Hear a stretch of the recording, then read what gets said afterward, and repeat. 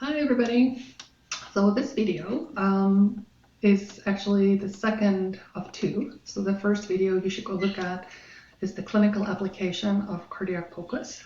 It's under the didactic lectures. And these are two cases where we apply some of those principles from the cardiac POCUS clinical application didactic lecture. So going on to our first case. So this is a case I did last week.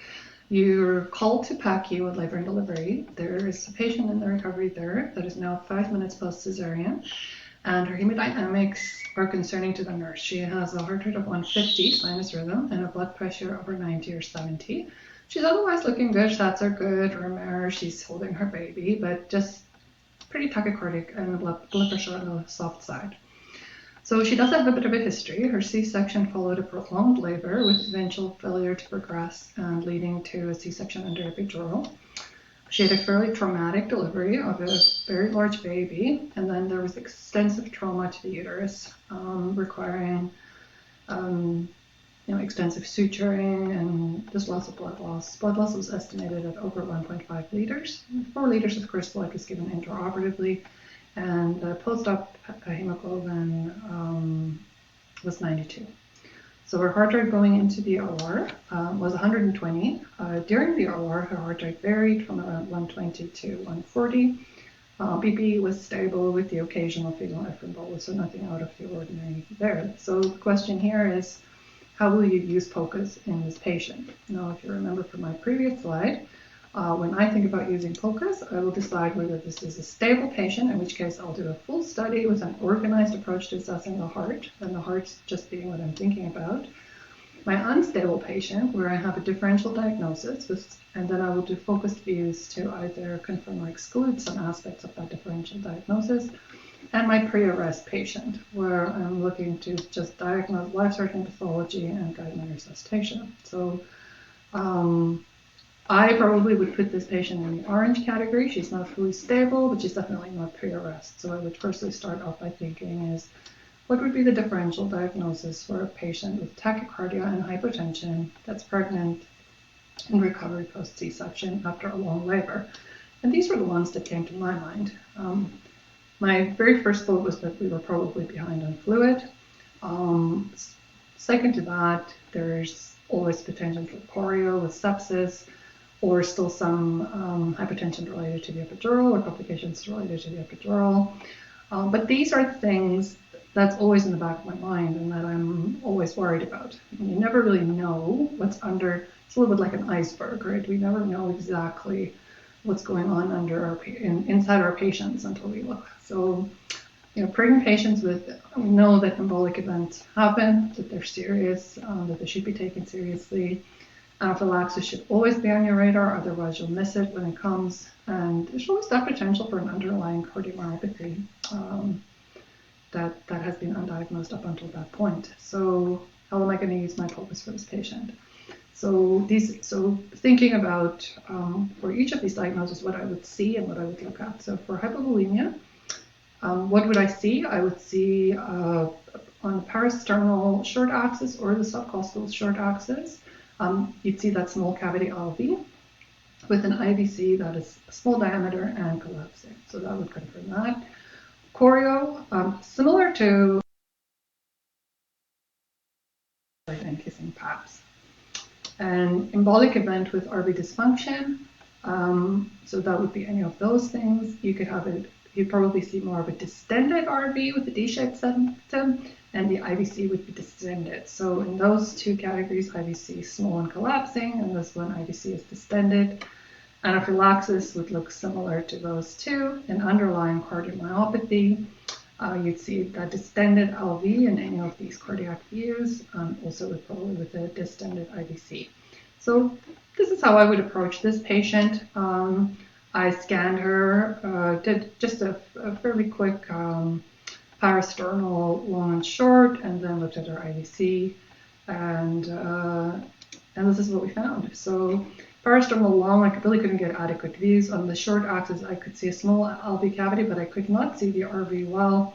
She was a fairly large lady. My subcostal view was suboptimal. My apical 4 was suboptimal, but my IVC was really slow and collapsing on itself with inspiration. So other than knowing that I'm not that such a good scanner, maybe, what does this tell me? Should I give her volume? Is it safe to give her volume? Yes and yes, you can give her volume. There's no reason here not to. So give her a liter of fluid and then reassess, and she stabilized quite nicely. Heart rate came down to 110. We continued to monitor for occult losses, progressive sepsis, or allergic reactions, but she completely stabilized. Okay, so that was one case where I think it really just helped me to distinguish between, is it what I think it is, just hypovolemia, or is there something worse going on here that that's going to make this volume not a good idea for her? Did she have an embolic event in the OR with a large RV, in which case volume would be a very bad idea for her. So my second case, this is also a case that was done in the last week. It's a patient with known COPD for an above-knee amputation. This patient had a prior femoral distal bypass 2 weeks prior, had some intraoperative hypertension with an echo that at that point showed moderate aortic stenosis, moderate RV dilatation, and moderate RV dysfunction. So for today, as she showed up in the holding area, she was still on Plavix, and we decided to do a general anesthetic with norepinephrine infusion and inhaled milrinone. Pressure was soft right through, but stable on norepinephrine, 0.05 for most of the case. Towards the end of the case, the patient became progressively more unstable. The art line showed a systolic of 50 with norepinephrine at 0.3 and bolus of norepi 10 mics per time.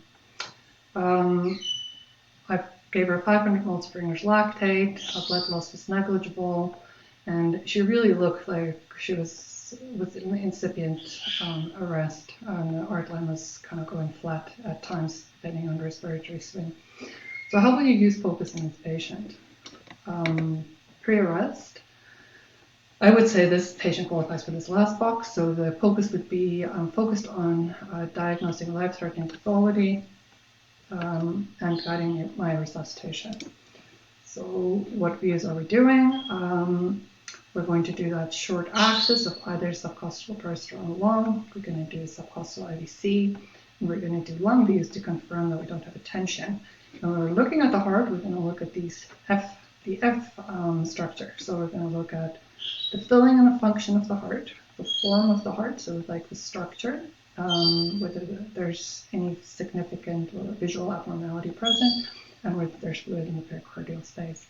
As we said before in all of our talks, dynamic outflow tract obstruction can be very subtle, and you have to keep that in mind, in your back of your mind, if your other modalities aren't working. So what did we find on our personal short axis? We found a small cavity LV that was contracting well. And this was surprising to me, this next one, because I really thought that I was going to deal here with an RV that was syncoping. You know, like this is like always when you bring these patients in with their bad COPD and their bad RVs, like this was really where I thought we were. And it wasn't, because the RV was contracting as pre-op or better. There was no deterioration in function. And this surprised me even more. The IVC was only 2 to 3 millimeters, and this was a patient that was being ventilated, and it collapsed almost down to nothing. And the lungs were fine. There was slight steam, so we didn't have an endobronchial intubation or an pneumothorax. So this was surprising to me, and was helpful because we could give a volume. So running through our little checklist here, is volume required, and is it safe to give for her? Yes, her cavity was small, her RV is not severely dilated, and her IVC was small and collapsing. We already had norepinephrine and inhaled milrinone running, so there really wasn't much more to do here. And then we came down to this little thing that I always keep in the back of my mind. If I have an empty heart with no obvious cause for volume loss, I need to keep those things in mind and start thinking about using epi or looking for a source of blood loss, or we have to think about why is this heart so empty when there's no blood on the floor.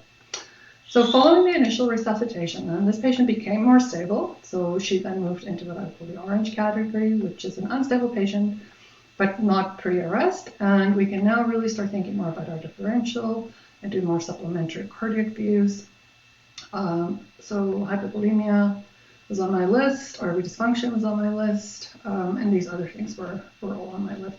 Air trapping is something to think about. I don't know that you could see that on POCUS, but it is something to think about in a ventilated patient with COPD.